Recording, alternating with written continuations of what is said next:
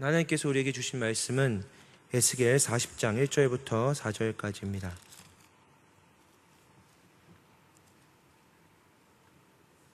저기 하나만 줄여주시겠어요? 눈이 좀 부셔요. 감사합니다. 에스겔 40장 1절부터 4절.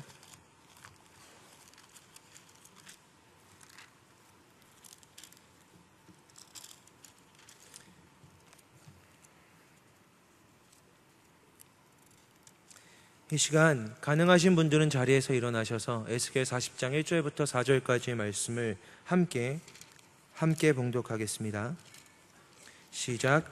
우리가 사로잡힌 지 25째 해 성이 함락된 후 14째 해 첫째 달 10째 날에 곧 그날에 여호와의 권능이 내게 임하여 나를 데리고 이스라엘 땅으로 가시되 하나님의 이상 중에 나를 데리고 이스라엘 땅에 이르러 나를 매우 높은 산 위에 내려놓으시는데 거기에서 나무로 향하여 성읍 형상 같은 것이 있더라. 나를 데리시고 거기에 이르시니 모양이 놋같이 빛난 사람 하나가 손에 삼줄과 측량하는 장대를 가지고 문에 서 있더니 그 사람이 내게 이르되 인자야 내가 내게 보이는 그것을 눈으로 보고 귀로 들으며 내 마음으로 생각할지어다. 내가 이것을 내게 보이려고 이리로 데리고 왔나니 너는 본 곳을 다 이스라엘 족속에게 전할지어다 하더라. 아멘.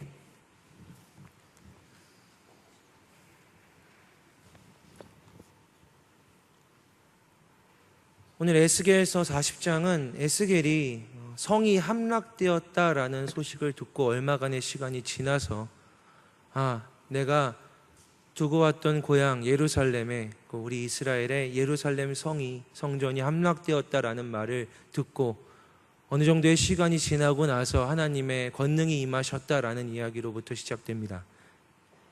예루살렘에 바벨론 제국이 쳐들어왔던 겁니다. 영원히 파괴되지 않을 것 같았던 성전이 파괴된 것입니다. 성전은 이스라엘에 하나님이 우리와 함께 계신다는 증거이자 확신이었습니다. 그런데 그 성전이 파괴된 것입니다.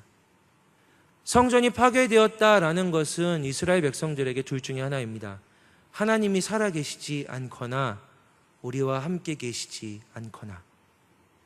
이스라엘 사람들에게 성전은 하나님이 우리와 함께 하신다, 하나님이 우리를 지키신다, 하나님이 우리를 선택하셨다라는 증거, 자랑이었습니다.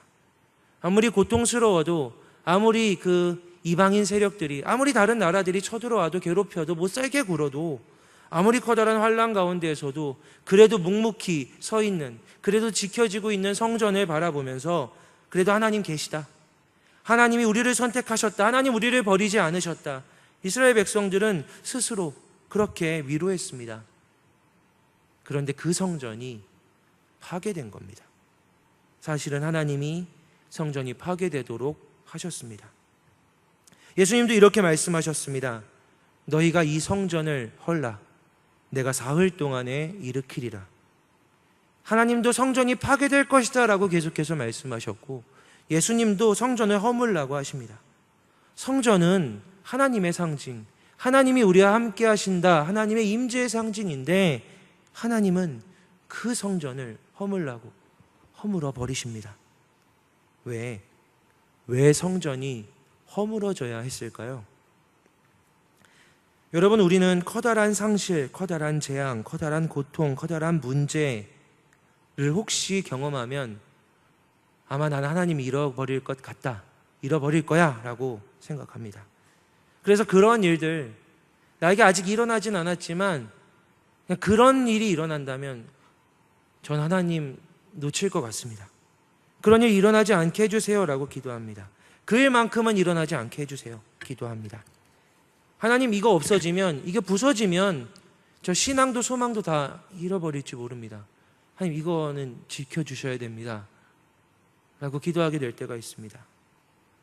그런데 겁이 나고 절대로 일어나면 안 될 것 같은, 절대로 부서지면 안 될 것 같은, 절대로 무너지면 안 될 것 같은 그 일, 그 일이 일어나기 전에는 우리가 절대로 알 수 없는 것이 있습니다.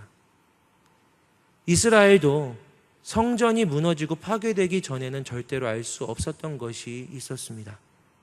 그 일이 일어나지 않게 해주세요. 그 일이 제 인생에 없게 해주세요. 라고 기도하며 그 일만 피하기를 급급해하며 살아가는 이들에게 절대로 알 수 없는 것이 있습니다. 그것은 바로 그 상실, 그 파괴, 그 죽음, 그것들로, 그 고통으로 말미암아 하나님이 실제로 무엇을 하실 수 있는가에 대한 것입니다.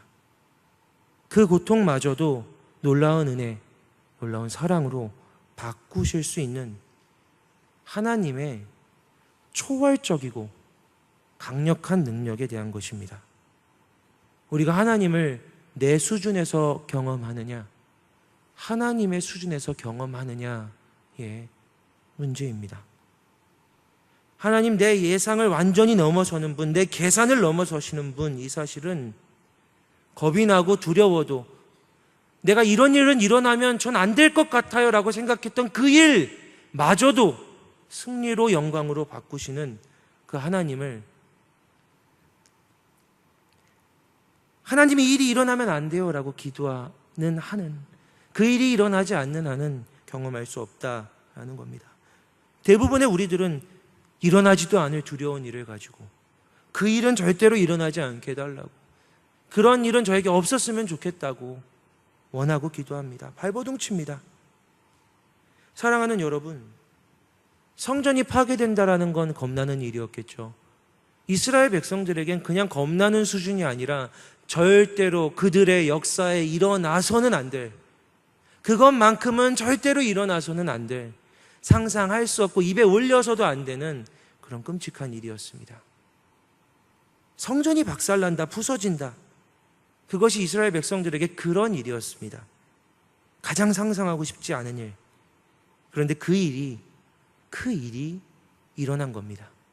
그 일을 하나님이 하신 겁니다. 하나님의 성전인데 하나님이 부수셨단 말입니다. 그리고 놀라운 변화가 생겼습니다.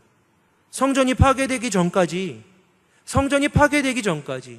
예루살렘이 함락되기 전까지, 예루살렘이 유다가 멸망하기 전까지 하나님은 오직 성전은 파괴될 것이다, 너희들은 타락했고 너희들은 나를 떠났고 너희가 회개하지 않으면 이 성전은 파괴된다, 하나도 남지 않을 것이다, 너희들은 멸망할 것이다, 사로잡혀갈 것이다, 내가 너희를 심판할 것이다 라고 말씀하셨습니다. 그런데 성전이 파괴된 그 지점 이후부터 하나님이 다시 소망을 선포하십니다. 그 전까지, 그것이 파괴되기 전까지는 하나님이 그것이 파괴될 것이다 라고 계속해서 말씀하셨는데, 회개해라, 돌아와라, 뉘우쳐라, 그렇지 않으면 파괴할 거다, 그렇지 않으면 망가진다, 그렇지 않으면 무너진다 라고 하나님 계속해서 그 말씀만 하셨는데, 기어이 그것이 파괴되고 나자 하나님은 새롭게 세워질, 너희들에게 줄 새로운 소망, 새로운 미래, 새로운 비전, 새로운 성전에 대해서 하나님이 말씀하시기 시작했다라는 것입니다. 그리고 그것이 그들이 그냥 이전에 갖고 있었던 그 성전을 다시 회복하는 수준이 아니라 그들이 경험해 보지 못한, 그들이 평생 보지 못했던 하나님 수준의 회복이 아니라 변화였다라는 것이죠. 여러분, 어떤 일은, 어떤 두려움은, 어떤 죽음은 반드시 일어나야만 합니다. 어떤 죽음은 반드시 있어야만 합니다. 마태복음의 말씀입니다. 이때로부터 예수 그리스도께서 자기가 예루살렘에 올라가 장로들과 대제사장들과 서기관들에게 많은 고난을 받고 죽임을 당하고 제3일에 살아나야 할 것을 제자들에게 비로소 나타내시니, 베드로가 예수를 붙들고 항변하여 이르되 주여 그리 마옵소서, 이 일이 결코 주에게 미치지 아니하리이다. 예수께서 돌이키시며 베드로에게 이르시되 사탄아, 내 뒤로 물러가라. 너는 나를 넘어지게 하는 자로다. 네가 하나님의 일을 생각하지 아니하고 도리어 사람의 일을 생각하는도다. 베드로의 이야기죠. 베드로에게 예수님이 그랬습니다. 베드로에게 예수님은 자랑이고 증거고 자기 인생의 상징 같은 분, 내 젊음을 다 바친 내 인생의 방향 같은 분이었습니다. 그래서 베드로에게 예수님은 절대로 죽어서는 안 되는 분이었습니다. 예수님은 절대로 부셔져서는 안 되는 분이었습니다. 베드로에게 예수님이 바로 성전이었던 것이죠. 그런데 예수님이 나는 죽을 거야 라고 말씀하시자, 성전이 부서져야 한다라고 말씀하시자 베드로가 절대로 그런 일은 일어날 수 없습니다 라고 말한 겁니다. 그리고 예수님은 사탄아 내 뒤로 물러가라, 하나님의 일을 생각하지 않는구나 라고 말씀하십니다. 하나님이 이스라엘 백성들에게 성전이 파괴돼야 될 것이다, 성전은 기어이 파괴될 것이다 라고 말씀하셨던 것처럼, 예수님이 이 성전을 헐라 자기의 몸을, 자기의 육신을 가리켜 말씀하신 것처럼 나는 죽을 것이다 라고 말씀하신 그 일이 이스라엘 백성들에게, 베드로에게 절망이자 충격이자 끝이었던 그 일이 일어났다라는 겁니다.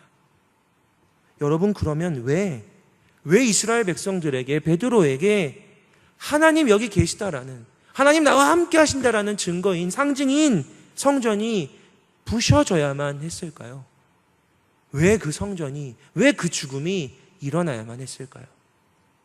원래 성전의 의미는 이것입니다. 하나님이 우리와 함께 하신다라는 증거.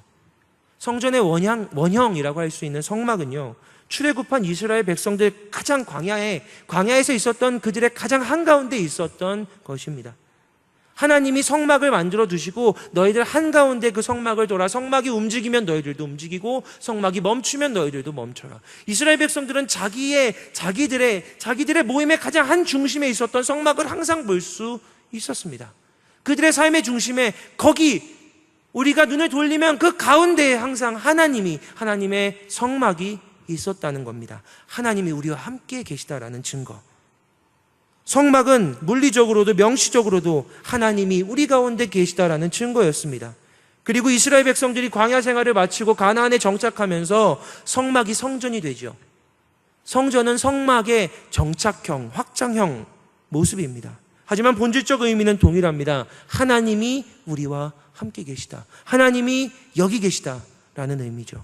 그런데 여러분, 처음 솔로몬 성전이 지어졌을 때 하나님께서 이렇게 말씀하셨습니다.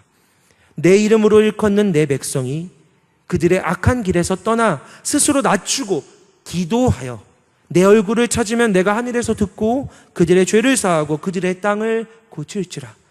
이제 이곳에서 하는 기도에 내가 눈을 들고 귀를 기울이리니 이는 내가 이미 이 성전을 택하고 거룩하게 하여 내 이름을 여기에 영원히 있게 하였습니다. 내 눈과 내 마음이 항상 여기에 있으리라. 하나님이 성전이 지어진 걸 보시고 이 성전에서 어떤 일이 일어나리라 라고 말씀하시나요? 하나님이 항상 여기 있겠다라고 하시는데 여기서 어떤 일이 일어날 것이다 라고 하나님 말씀하십니까? 성전에서 너희가 기도할 것이다 라고 하나님 말씀하십니다. 하나님이 우리와 함께 하신다라는 의미를 담고 있는 성전이요, 근데 이 성전에서 하나님은 기도하게 될 것이다 라고 말씀하신다고요.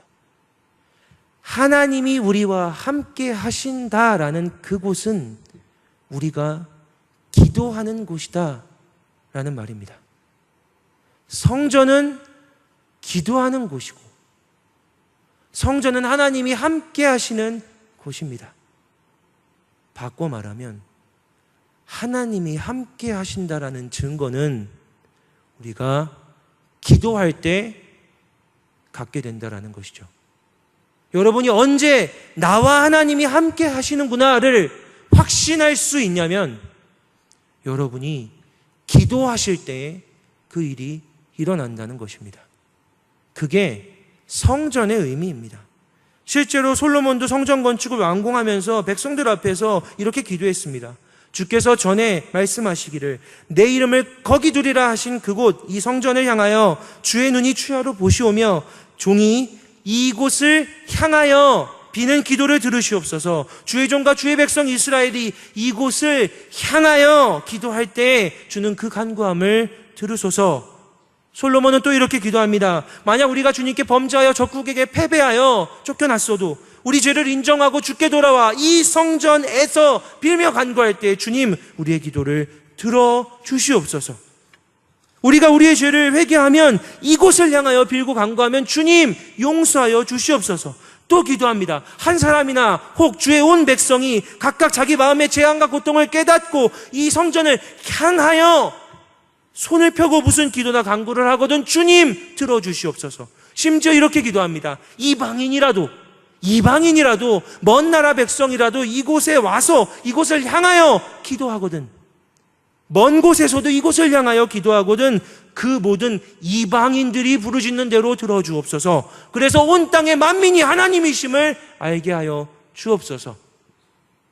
마지막으로 솔로몬은 우리가 포로로 사로잡혀 갔더라도, 성전이 없게 되더라도 성전 쪽을 향하여 회개하며 기도할 때 우리를 용서하여 주옵소서라고 이 성전을 지으면서 기도했다는 겁니다.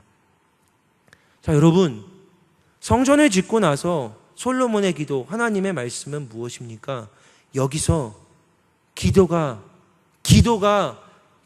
일어날 것이다 라고 말씀하신 겁니다. 그런데 놀라운 건요,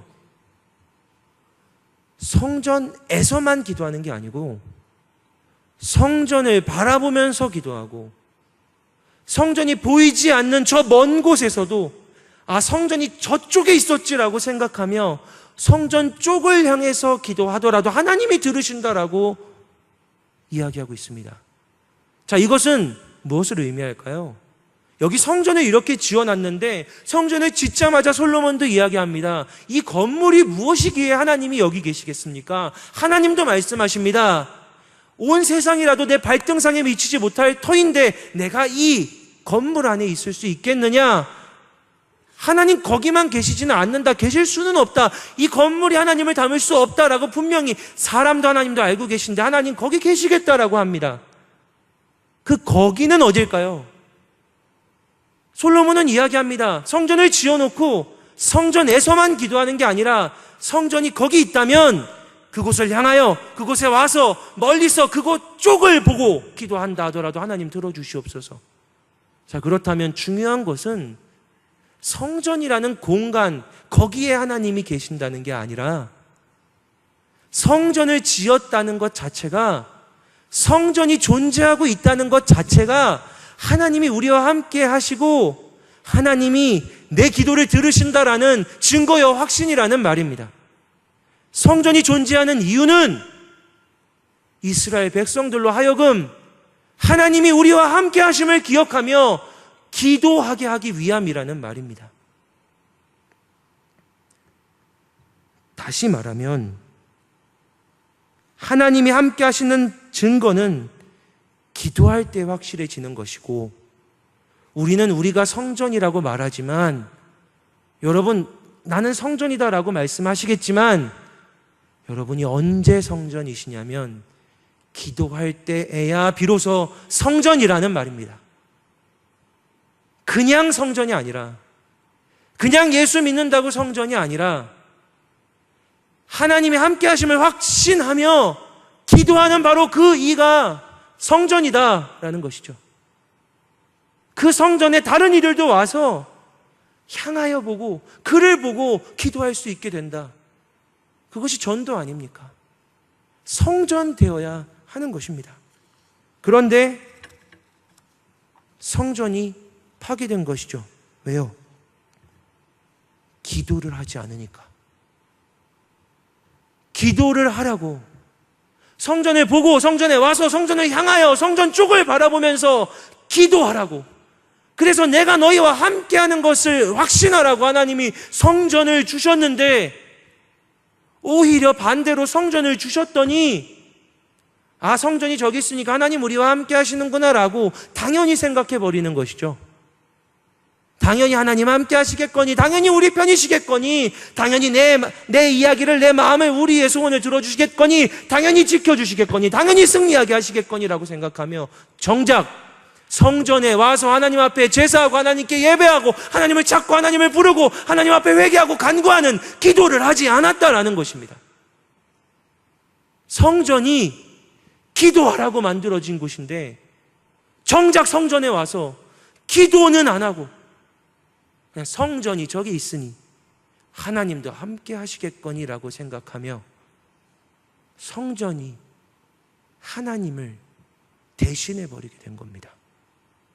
성전은 하나님께 기도하게 하는 도구여야 하는데 성전이 마치 그 건물이 거기 있다라는 사실이 그냥 하나님이 계시는구나라고 생각하게 만드는, 성전 자체가 하나님인 양, 성전 자체가 하나님의 도움인 양, 지켜주심인 양, 사실은 우상이 되어버린 것이죠. 성전이 하나님을 가리니까, 성전이 오히려 기도하지 못하게 하니까 하나님이 성전을 파괴하신 겁니다.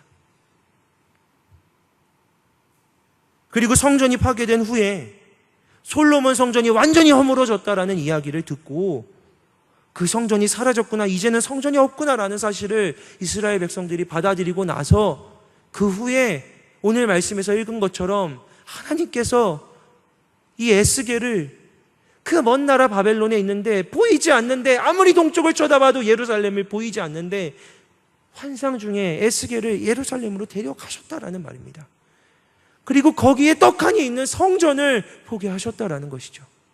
실제로는 파괴되었는데 그러나 하나님이 보여주셨던 그 에스겔 성전. 그런데 여러분, 놀라운 사실이 있습니다. 에스겔에게 보여주셨던 그 하나님의 성전이요, 이제까지 성막에서부터 솔로몬 성전에 이르기까지 모든 성막과 성전이 갖고 있었던 굉장히 중요한 한 가지의 특징을 안 갖고 있었다라는 거죠. 우리가 읽지 않았지만 이 뒤에 나오는 그 성전에 대한 설명들을 보면 에스겔은 아마 구약을 알고 율법을 아는 이였으니 깜짝 놀랐을 겁니다. 성전인데 성전 외부에 있는 벽은 존재하는데 성전 내부에 제사장과 일반 백성들이 갈라지는, 거기는 제사장만 갈 수 있었던 그 성전 내부의 벽이 이 새 성전에, 에스겔 성전에 사라져 있는 겁니다. 하나님이 보여주신 이 새 성전에 거룩한 것과 속된 것, 제사장과 일반 사람들을 갈랐던 거룩한 자, 깨끗하게 된 자만 들어올 수 있다라고 했던 그 벽이, 막고 있었던 벽이 사라져버린 겁니다. 이것이 뭘 의미할까요? 새로운 성전에서는 거룩해도 되고 속돼도 된다? 부정해도 된다? 아닙니다. 새롭게 성전을 받을 이들에게 더 이상 부정한 이들이 들어올 수 없는 경계가 필요 없다라는 것을 의미하고요. 이것이 무엇을 의미하냐면 성전이 파괴되고 나서, 성전의 죽음, 예수의 죽음을 경험하고 나서 다시 한번 새로운 성전을 받게 되는 이들에게는 더 이상 부정함이 없다라는 것을 의미하는 겁니다. 그들에겐 더 이상 일반인과 제사장의 구분이 없이 이 새로운 성전을 받게 되는 그 모든 이들에게 속됨의 구분이 없이 하나님 앞으로 나아갈 수 있는 길이 열렸다라는 사실이죠. 여러분, 옛 성전과 새 성전이 있습니다. 근데 새 성전에 한 가지 변화가 발생한 겁니다. 속된 것이 들어올 수 없게 막았던 벽이 사라진 것. 그렇다면 하나님이 옛 성전을 파괴하신 이유를 알게 됩니다. 그것은 옛 성전을 파괴하면서 우리로 치면 우리가 하나님 아니라 갖고 있었던 하나님인 양, 하나님께 나아가지 못하게 만들고 의지하고 하나님인 양 기도하지 못하게 만들고 있었던 그 가짜 성전들이 파괴되고 부서지고 죽는 것을 경험한 이들에게 하나님이 거룩함을, 정결함을, 하나님께 바로 나올 수 있는 특권을 허락해 주셨다라는 것이죠. 쉽게 말하면 이런 겁니다. 여러분, 돈이 부정한 것입니까? 여러분, 돈은 부정한 것입니까? 돈이 속된가요? 돈이 부정한가요? 그렇지 않습니다. 헌금을 뭘로 내십니까? 돈으로 내시죠. 돈 자체가 부정하고 속되다면 우리는 헌금을 돈으로 내면 안 됩니다. 그 헌금은 부정합니까? 아니죠. 헌금은 거룩하다라고 우리가 믿습니다. 왜 그렇습니까? 하나님께 드려진 것이기 때문에 그렇습니다. 하나님께서 내게 주신 것, 이거 다 하나님 겁니다라고 인정하며 내는 것이 헌금이죠. 그래서 돈도 거룩한 것입니다. 돈은 속되지 않습니다. 그런데 또 다시 한번 돈은 속됩니다. 우리를 속되게 만듭니다. 우리가 그 돈을 의지하기 때문입니다. 우리가 그 돈 없으면 못 살 것 같이 생각하며 살고 있기 때문입니다. 하나님을 믿는다고 하지만 돈이 더 내 주인일 때가 많기 때문입니다. 그런데 만약 돈에 대하여서 완전히 파괴당하고 죽는다면, 돈으로 세운 모든 것들이 하나님이 내 삶 속에서 허물어 주시는 것을 우리가 믿고 경험하게 된다면, 하나님이 다시 한번 우리에게 성전을 세워주실 때 우리는 그 돈도 거룩하게 사용할 수 있게 된다. 새 성전에서는 속되었던 것들이 거룩하게 된다라는 의미입니다.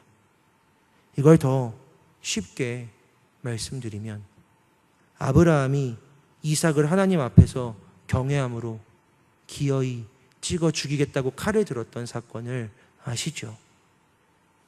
그 이삭은 하나님이 아브라함에게 선물로 주신, 기적으로 주신, 능력으로 주신 아들입니다. 그런데 하나님은 그 이삭을 바치라고 하십니다. 이삭이 죽어야겠다라고 하십니다. 그리고 아브라함이 정말로 칼을 이렇게 들고 하나님이 막지 않으셨으면 찔러버렸을 그때에 하나님이 막으시고, 사실은 아브라함이 죽인 것이죠. 사실은 아브라함이 죽인 그 이삭을 다시 얻게 하셨을 때 그 이삭이 이제 정말로 거룩한 아브라함의 후사, 하나님이 주신 생명이 되게 하셨다는 겁니다. 여러분, 우리가 무엇에 대하여 죽었을 때, 죽고 다시 얻을 때에는 그것이 거룩하고 영광스러운 것으로 변한다라는 사실을 믿으시는 여러분들 되기를 주님 이름으로 축원합니다. 성경에 이상한 말씀들이 많이 있죠. 부모를 버리고 오라고요. 너희들 중에 자녀를 너희들이 가진 것을 버린 자는 10배로, 100배로 다시 얻을 것이다 라고 말씀하신 것을 여러분 알고 계십니까? 상징적으로 욥이 자기 자녀들, 아들, 딸들을 다 죽고 다시 하나님께서 욥에게 2배로 아들과 딸을 주셨다라는 구약의 말씀을 알고 계십니까? 어떤 제자가 예수님께 찾아와서 제 아버지를 장사 지내고 오겠습니다 라고 하였을 때, 죽은 자는 죽은 자들끼리 장사 지내게 하고 너는 나를 따르라고 말씀하신 것을 알고 계십니까? 예수님의 말씀이 너무 어렵습니다. 분명히 하나님이 효도하라고 하셨는데, 부모를 공경하라고 하셨는데, 장사도 못 지내게 하고 부모를 섬기지 못하게 하고 버리라고 하고, 자녀를 생명으로 선물로 주셨는데 자녀도 버리라고 하고, 이것이 무슨 말입니까? 이것이 무슨 말입니까? 그런데 여러분, 예수님의 경우를 아십니까? 예수님이 자기 형제들, 자기의 어머니에 대해서 예수님 자신도 버리고 죽고 떠나서 사역했던 것을 아십니까? 예수님의 가족들이 예수님이 미쳤다고 잡으러 왔다라는 그 본문을 우리는 어느 주일 예배 때 같이 나눴습니다. 그렇게 정말로 예수님 살아계셨을 때 예수님의 가족들, 예수님의 동생들은 예수님을 배신이 아니라 예수님을 인정하지 않고 예수님을 미쳤다고 하는 제일 반대자에 서 있던 사람들입니다. 그런데 예수님이 죽고 부활하셨을 때 초대교회의 가장 수장이 누구인지 아십니까? 제자들, 12제자들 중에 한 명도 아니고 예수님의 동생 야고보가 초대교회 수장이 됐습니다. 사도행전 1장에 마가의 다락방에서 기도하고 있었던 그 제자들 목록에 제자들만이 아니라 예수님의 동생들 이름들이 다 기록되어 있다는 사실을 아십니까? 예수님은 다시 얻으신 겁니다.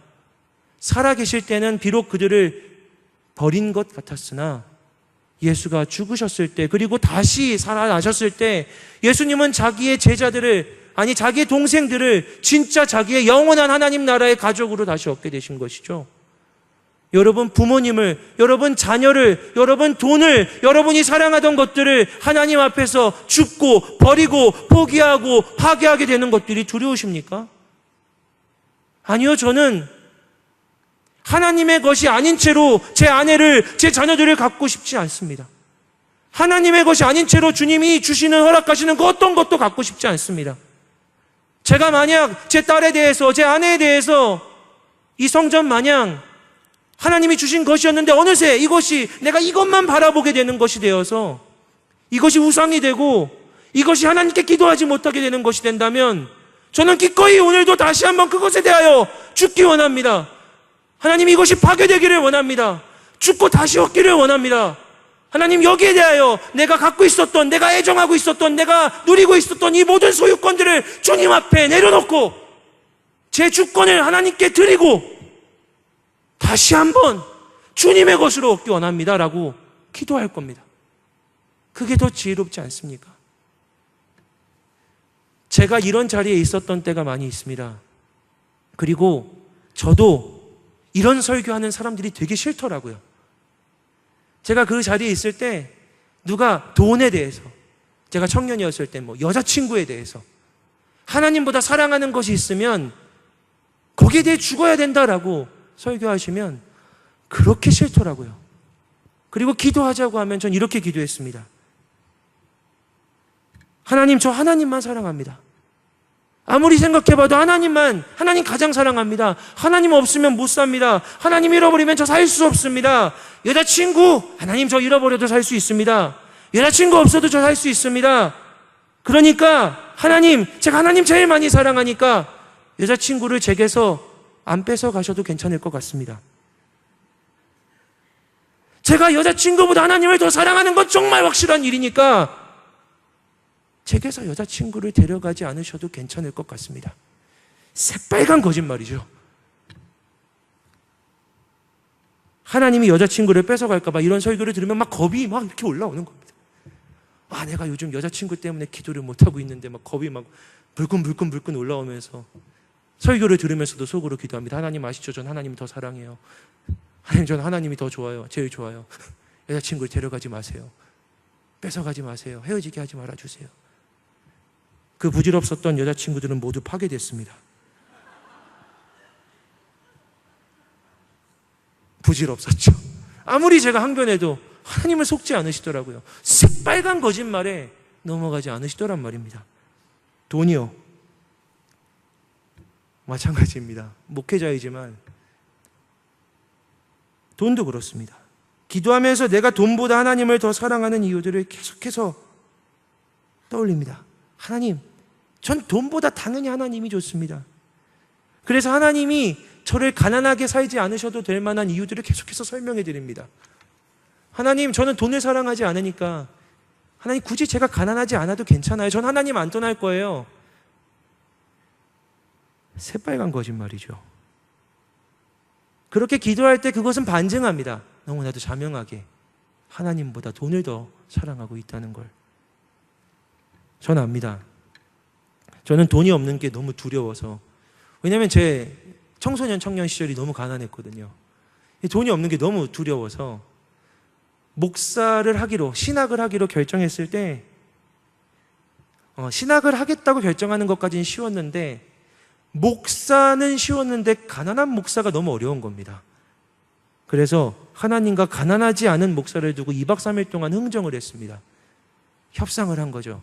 하나님, 제가 목사는 하고 싶은데요, 가난한 목사에 대해서 저와 한번 얘기해 보십시다 라고 2박 3일 동안 기도원에 가서 하나님과 2박 3일 동안 제 나름대로 열심히 기도하고 내려왔습니다. 저는 나름대로 하나님이 내 제안에 응하셨다, 그래 네가 목사하는 대신 가난하진 않게 해주마 라는 이 제안에 응하셨다라고 생각을 하고 내려온 겁니다. 하나님 믿었죠. 하나님 믿고 신학했습니다. 신대원 들어갔습니다. 근데 계속 가난한 겁니다. 점점 더 가난해지는 겁니다.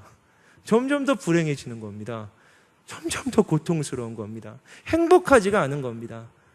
전도사를 하고 있었던 그 어느 날 사역은 열심히 하면서 돌아오는데 돈이 없는 내 자신 때문에 얼굴이 일그러져 있는 저를 보면서 안 되겠다 싶었던 겁니다.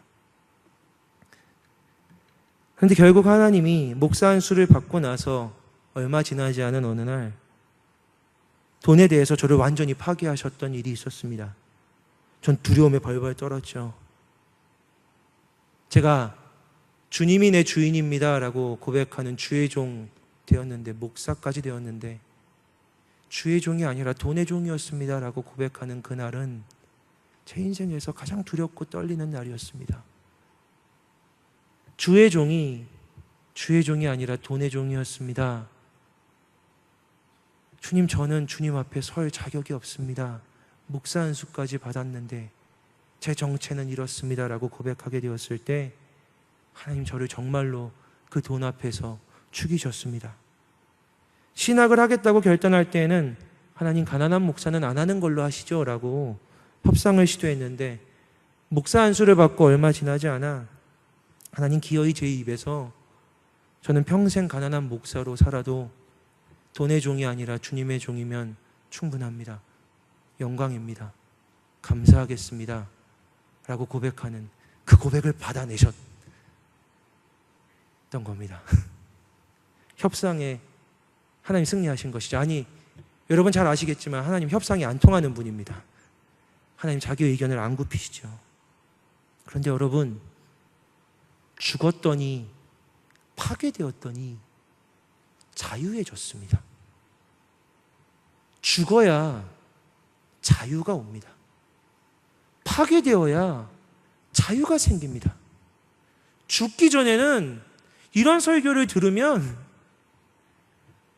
겁이 나. 하나님, 저 돈 아닌데요. 요즘 좀 돈 원하는 마음이 좀 올라오긴 했는데, 아시죠? 저 하나님, 이런 변명할 필요가 없습니다. 이미 하나님 다 가져가셔도 저는 여전히 괜찮습니다 라고 기도했던 그 기도를 다시 가져와서 기도하면 다시 자유합니다. 여러분, 뭐가 지혜로운 겁니까? 이런 설교를 들을 때마다, 죽음에 대한 설교를 들을 때마다, 우상을 버려야 한다는 설교를 들을 때마다 내 안에서 이게 우상인지 우상이 아닌지 막 가늠질하면서, 하나님 이거 우상 아니에요, 하나님 이건 우상 아니에요 라고 설득하고, 하나님 합리화하고, 하나님한테 항변하고 기도하는 그 일을 계속해서 반복하고 그걸 갖고 고통하고 안절부절하는 것이 지혜롭습니까? 아니면 하나님, 혹시 가능성만이라도 이것이 나를 하나님께 떠나게 한다면 여기에 대해서도 죽고 싶습니다, 여기에 대해서도 저는 죽기를 원합니다 라고 고백하며 그냥 깔끔히, 그냥 깨끗하게 죽게 해주십시오. 예수 그리스도와 함께 이 일이 십자가에 죽기를 원합니다. 내가 그리스도와 함께 이 일에 대하여 십자가에 못 박혔습니다 라고 고백하는 것이 지혜롭겠습니까? 여러분은 안달복달하며 예배하시겠습니까? 아니면 죽음 뒤에 오는 부활의 자유를 경험하며 예배하시겠습니까? 마지막 놀라운 한 가지를 말씀드리고 말씀을 마무리하려고 합니다. 그 성전의 구조, 벽이 없어졌잖아요. 그 벽이 없어지면서 한 가지 변화가 생겼는데 뭐냐면, 그 성전의 그 벽이 딱 없어지니까 성전에 들어가서 최단 거리로 하나님께 직행할 수 있는 통로가 하나 생겼다는 겁니다.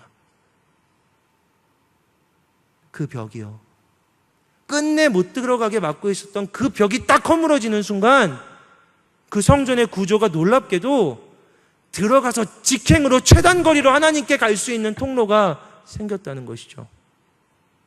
자, 여러분에게 다시 한번 묻고 싶습니다.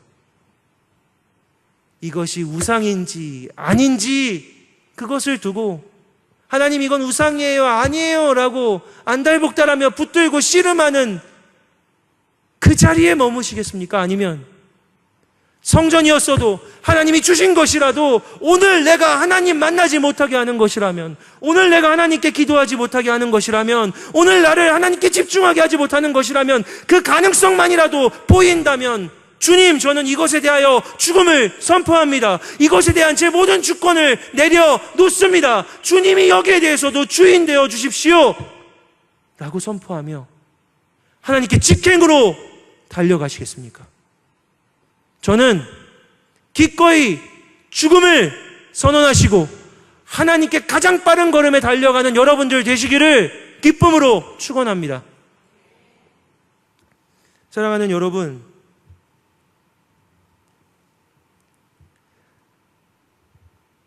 예수 그리스도의 죽음을 그리고 그의 부활을 믿는 것이 기독교입니다.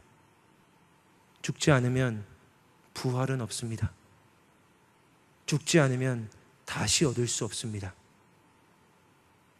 내가 지금 갖고 있는 것들이 어떻게 고쳐 써보고 나아지게 해보고 좀 더 괜찮은 것으로 만들어보고 해야 될 수준이 아니라는 생각이 드시지 않습니까?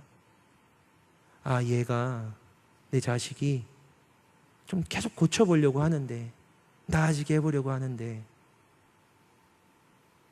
자꾸 안 되는 것을 경험하시진 않습니까? 어떤 상황이, 문제가 발버둥 쳐보는데 나아지게 해보려고 하는데 변화 없는 것을 경험하시지 않습니까? 죽으시기를, 그것에 대하여 죽음을 기꺼이 선언하시기를 주님의 이름으로 축원합니다. 황폐해진 땅에 세워질 주님의 놀라운 건물을 소망하며 우리 시간 같이 찬양하십시다.